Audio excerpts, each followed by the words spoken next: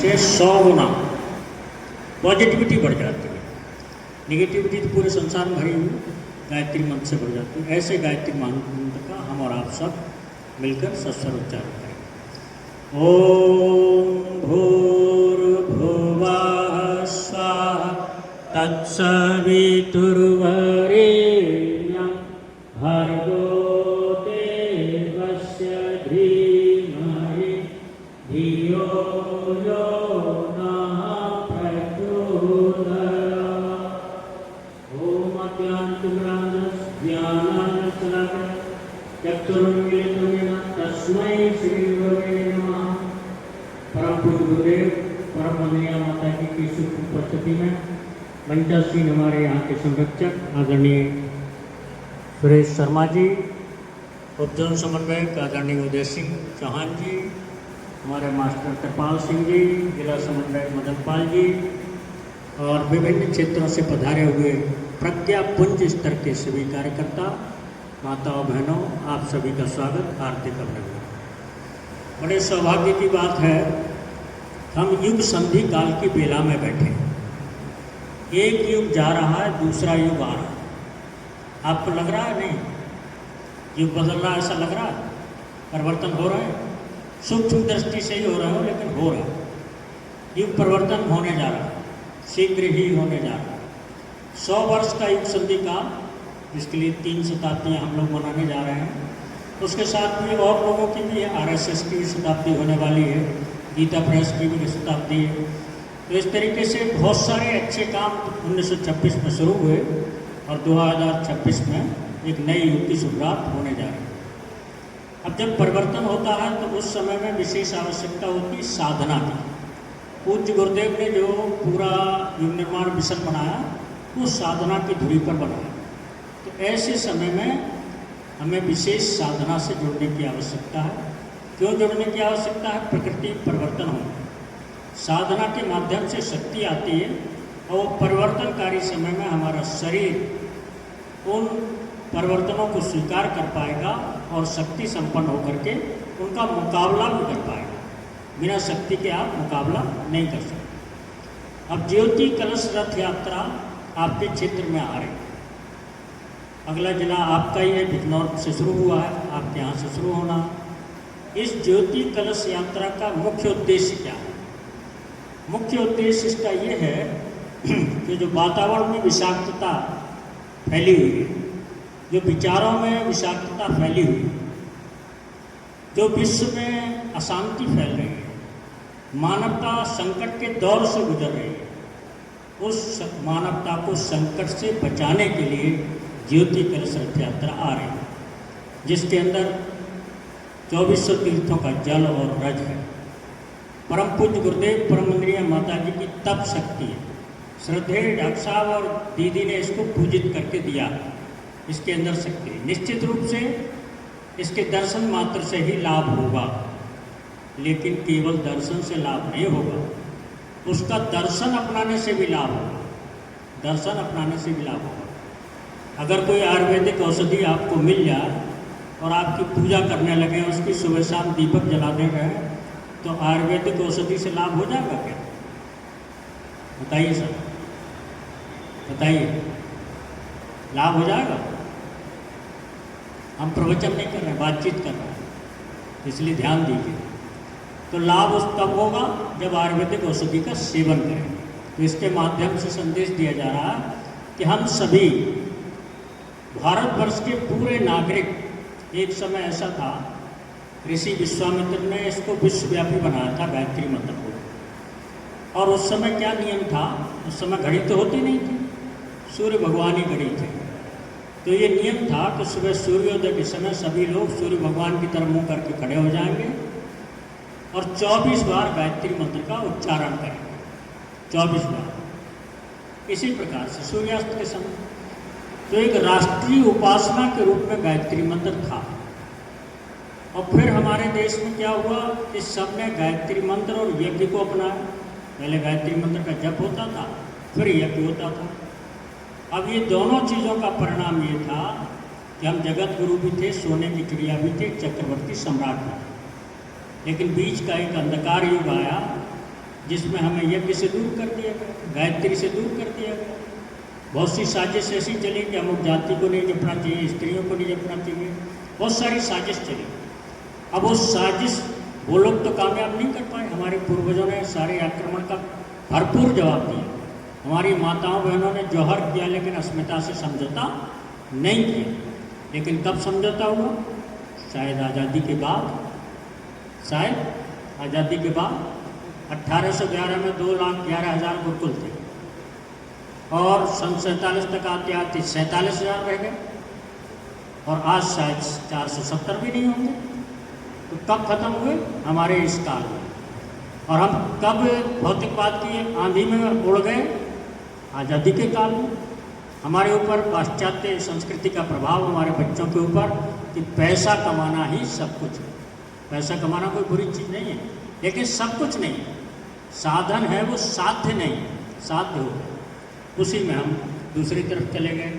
परिवारों में आपस में प्रेम भाव नहीं रहा, संयुक्त परिवार टूटते चले गए, छोटी छोटी बात पर झगड़े होने लगे। किस बात पर? संपत्ति को लेकर। तो ये क्यों हुआ? हमारी मानसिकता बदली। कैसे बदली? शिक्षा पद्धति, शिक्षा, चिकित्सा और न्याय किसी ज़माने में निःशुल्क होता था। अब अगर कोई बीमार पड़ जाए तो खेत बेच के छूटे भी जाए। अब निःशुल्क नहीं। शिक्षा भी निःशुल्क थी, राजा के बेटे को भी गरीब के बेटे को बराबर शिक्षा मिलती। और न्याय निःशुल्क था। राजा भेष बदल करके जाते थे, या न्यायाधीश जो भी होता था भेष बदल के जाता था और न्याय देता था। लेकिन आज न्याय व्यवस्था की कोई कचहरी के चक्कर में पड़ जाए तो पसीने आ जाते हैं भाई साहब। तो ये सारी व्यवस्थाओं को ठीक करने के लिए पूज्य गुरुदेव ने सूक्ष्म दृष्टि से देखा और गायत्री परिवार के यानी आपको और हमें चुना। किस लिए? कि नया परिवर्तन लाना, नया युग लाना है और पुरानी जो भारतीय संस्कृति, जो देव संस्कृति है, उसको पुनः स्थापित करना पड़ेगा। उसके लिए आवश्यकता किस बात की है? जो हमारी सांस्कृतिक विरासत पुरानी थी, संस्कार पुराने थे, गायत्री मंत्र का जप पुराना था, यज्ञ पुराना था, उसको घर घर में पहुंचाना। क्योंकि आगे आने वाला समय संकटकालीन तो होगा ही। कोरोना वगैरह जैसे वायरस भी आएंगे, वायरस का भी होगा। अगर आपके घर में यज्ञ होता है तो वायरस का अटैक आपके घर में नहीं होगा। कोरोना काल में ये सिद्ध हो गया, जिन घरों में प्रतिदिन यज्ञ होता था कोरोना का संकट उनके घरों में नहीं आया। तो ज्योति कलश रथ यात्रा एक माध्यम है, एक माध्यम है जिसके माध्यम से हमें घर घर तक, जन जन तक गायत्री और यज्ञ को पहुंचाना। अब ये ज्योति कलश यात्रा निकलेगी तो उसके लिए सबसे बड़ी किस चीज़ की आवश्यकता होगी? समयदान। समयदान और अंशदान, दो चीज़ों की। पूज्य गुरुदेव ने कहा था समयदान ही युग धर्म। दो वाहन आपके चलेंगे, एक साहित्य का वाहन होगा और एक ज्योति कलश रथ का वाहन होगा, पूरा सुसज्जित वाहन होगा। तो उसके साथ में जो मुख्य रूप से जो लोग रहेंगे, एक तो चालक मुख्य है ही, गाड़ी चालक के बगैर चलेगी नहीं। उसके बाद चाहिए आपको पूजा पाठ कराने के लिए, प्रवचन देने के लिए एक भाई, सुयोग्य भाई। कभी ऐसा होता है संक्षिप्त में पूजा करनी पड़ती है, कभी बृहद भी पूजा हो जाती है। तो दोनों तरीके की पूजा आनी चाहिए, तो वो उसमें पारंगत हो, कर्मकांड में भी पारंगत हो। इसके अलावा एक व्यक्ति चाहिए मीडिया, मीडिया और रिपोर्टिंग। शांतिपूर्ण से रिपोर्टिंग का एक है नियम, हर रोज रात को रिपोर्टिंग करनी पड़ती है। अब कई जगह हम लोग देखते हैं, हम कहते भी रहते हैं, लेकिन कोई रेगुलर फोटो नहीं खींच पाता। तो हर कार्यक्रम का 2-3 फोटो होने चाहिए और स्पष्ट होने चाहिए। पता लगा किसी की पीठ आ रही है, किसी का सही नहीं आ रहा। रथ का भी स्पष्ट फोटो आए, पूजा करने वालों का भी स्पष्ट आए, पूजा करने वालों का भी स्पष्ट फोटो आए, और उसके साथ 4-5 संपर्क सूत्र हमने प्रपार में आपको भेजे हैं।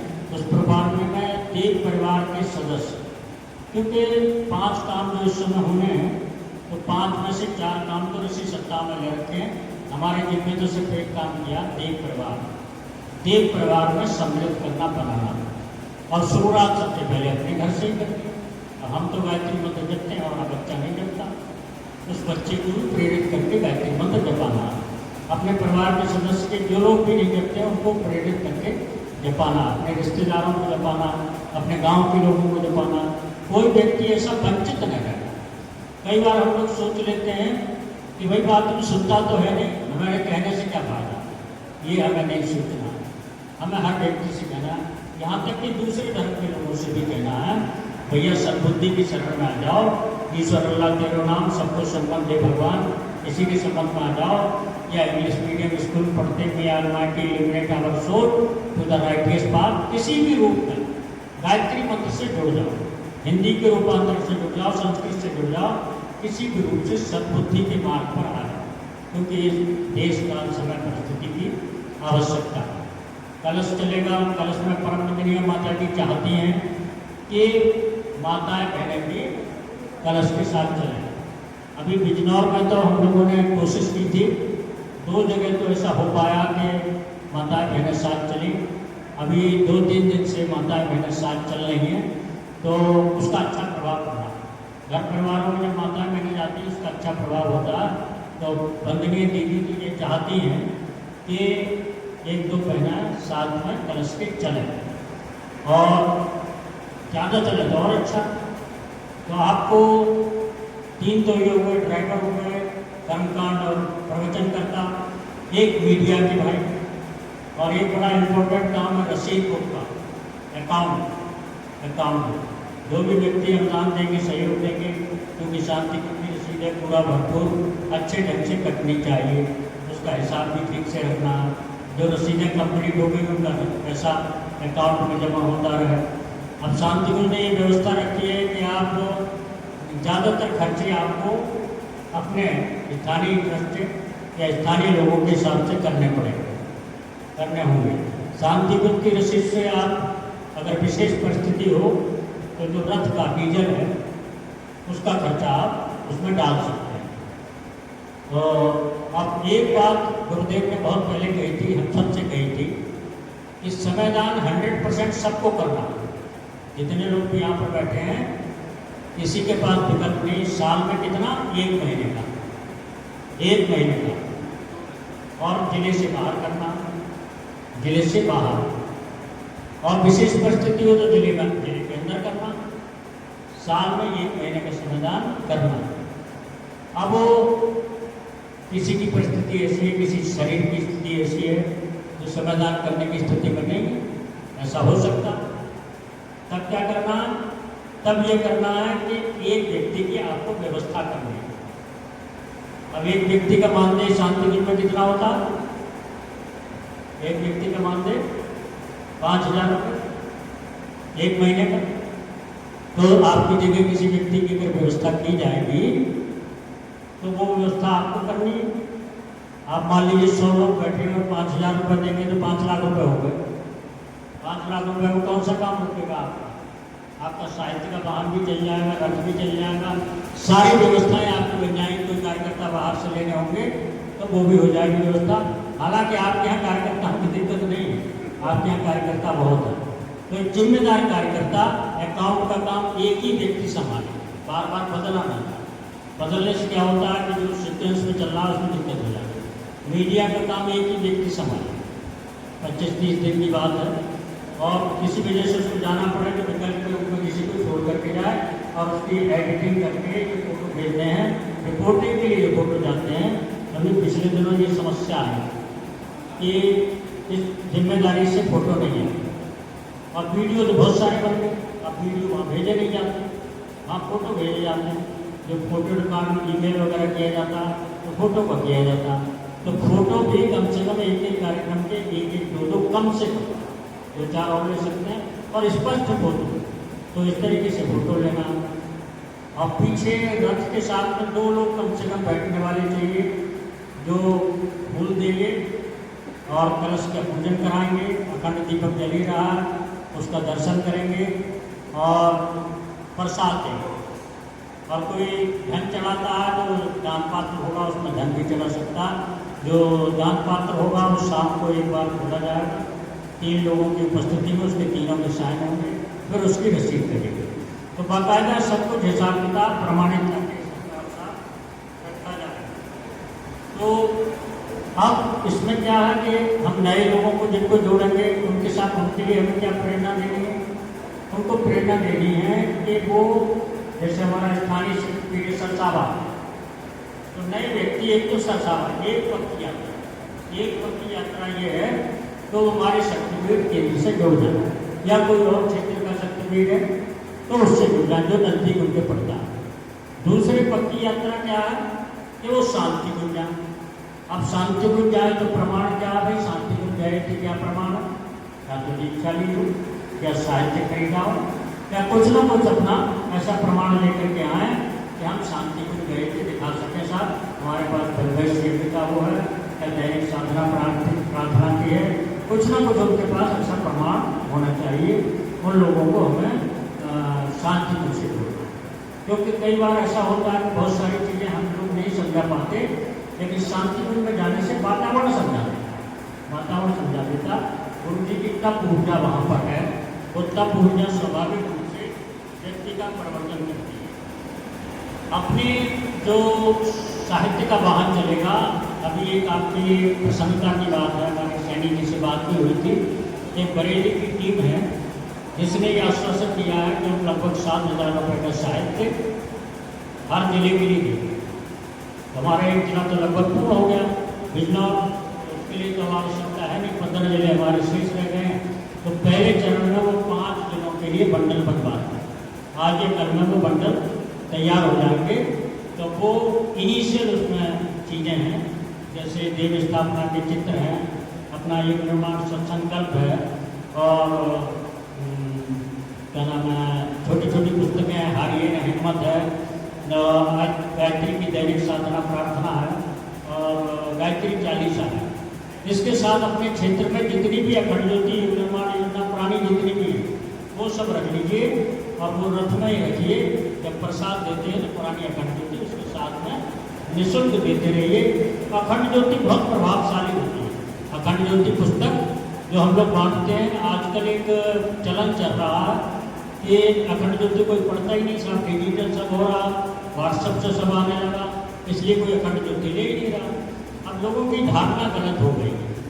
अखंड ज्योति पत्रिका नहीं है, गुरुदेव का आशीर्वाद है। ये आपके ड्राइंग रूम पर रखा है, आप नहीं भी पढ़ पा रहे हैं तो भी आशीर्वाद। दूसरा ये कि जो व्यक्ति आपके पास आएगा 2 मिनट 10 मिनट वहाँ पर बैठेगा और किताब रखी होगी वहाँ पर सरिता मनोरमा, तो वो उसे पलटेगा। अखंड ज्योति रखी होगी तो अखंड ज्योति को पलटेगा। और कभी कभी छोटी सी बात से बड़ा चमत्कार हो जाता है, लेकिन हमारे अंदर ये होना चाहिए कि हम पूरी निष्ठा से, अब हम ही साहस छोड़ जाएंगे तो दूसरा तो समझ ही नहीं सकता। एक सच्ची घटना आपको बताते हैं। एक 4th क्लास का एम्प्लॉय था गायत्री परिवार का, कमिश्नर साहब के यहाँ जॉब करता था, अखंड ज्योति बांटता था। अखंड ज्योति का सदस्य उसने कमिश्नर साहब को भी बना लिया।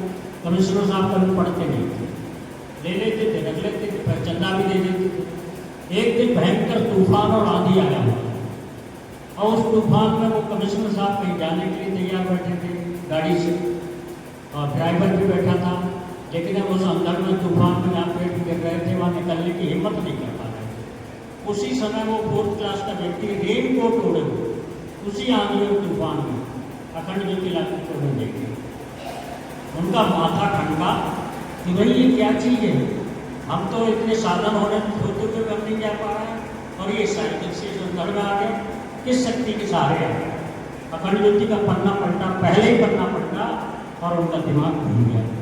ये क्या लिखा, किसने लिखा? थोड़ी देर बाद जब मौसम शांत हो गया, अपने ड्राइवर को भेजा कि उस व्यक्ति को बुला कर खिलाओ, गाड़ी बिठा कर खिलाया, अपने ड्राइवर में अपने पास बिठाना, चाय पिलाई उसको और उससे ये पूछा, भैया ये बताओ तुम जो अखंड ज्योति देते हो उसको लिखता कौन है? बोले साहब गुरु जी लिखते हैं। बोले गुरु जी कहाँ रहते हैं? गुरु जी शांति कुंज में रहते हैं। बोले आप मिलवा सकते हो? गुरु जी से हाँ मिलवा सकते हैं। अब जब अधिकारी तैयार हुआ तो 10-20 लोग और तैयार हो गए साथ में जाने के लिए। शांति कुंज पहुँच गए, गुरु जी से मिले और गुरु जी के ही हो गए। इससे उन्होंने हिम्मत नहीं आई, जो व्यक्ति थे उन्होंने हिम्मत नहीं आई। इसी प्रकार से हमें भी हिम्मत नहीं आनी है, नेगेटिविटी नहीं है। कई बार लोग प्रश्न करते थे, व्यक्ति को हमने फ़ोन किया है, जगह की जिला समन्वय में हमको फ़ोन किया तो बोले शांति कुंज तो रोज़ नई नई योजना बनाता रहता है, शांति गुरु का काम ही यही है। हम क्या करें, हम कहाँ से लाएं, क्या करें? तो हमने कि आप गलत तरीके से सोच रहे हो। ये शांति को योजना जो बनाता है वो हमारे भले के लिए बनाता है। इसलिए बनाता कि अगर हम इसमें नहीं, गुरु जी के काम में नहीं उलझे रहेंगे, कहीं न कहीं उल्टे सीधे काम में उलझ जाएंगे।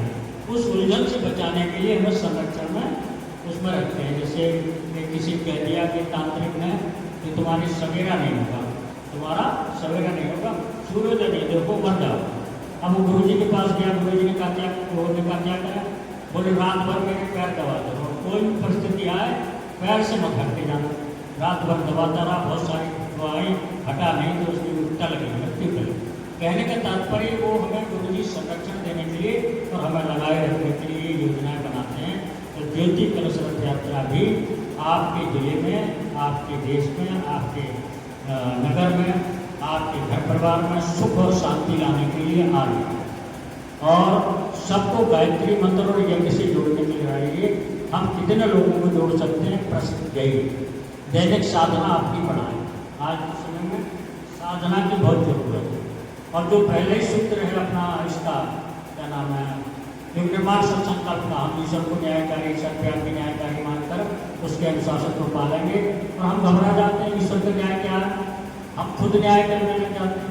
अरे हम न्याय थोड़ी कर सकते हैं, ईश्वर न्यायकारी है, वो न्याय करे। तो कभी किसी परिस्थिति में घबराने की जरूरत नहीं है।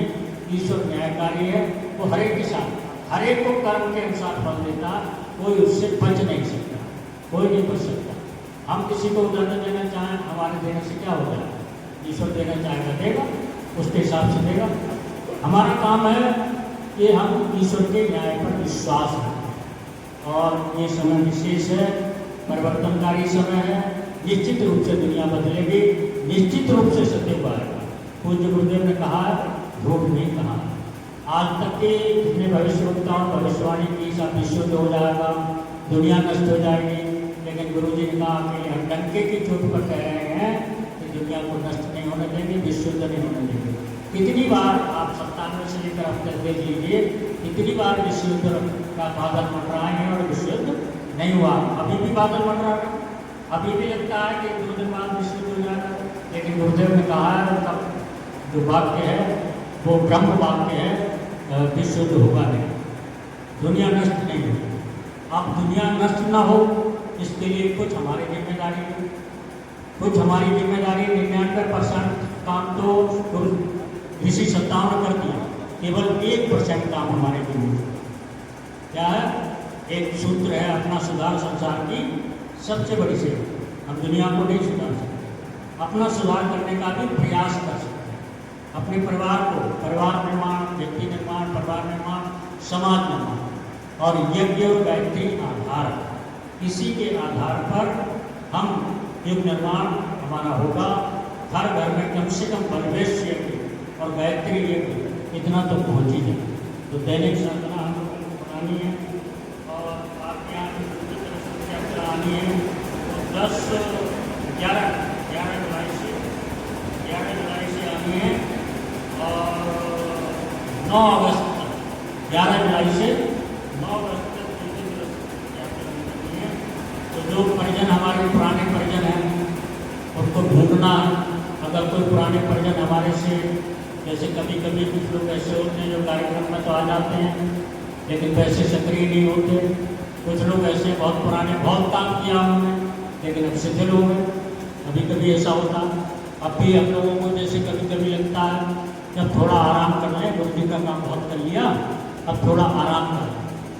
अब सत्युग आने वाला, आखिरी मंजिल पर पहुंचने वाले हैं और 2 सीढ़ी पहले हम थक गए, आलस्य में आ गए, प्रमाद में आ गए कि अब थोड़ी देर बाद करेंगे तो वो मंजिल हमारे से छूट जाएगी।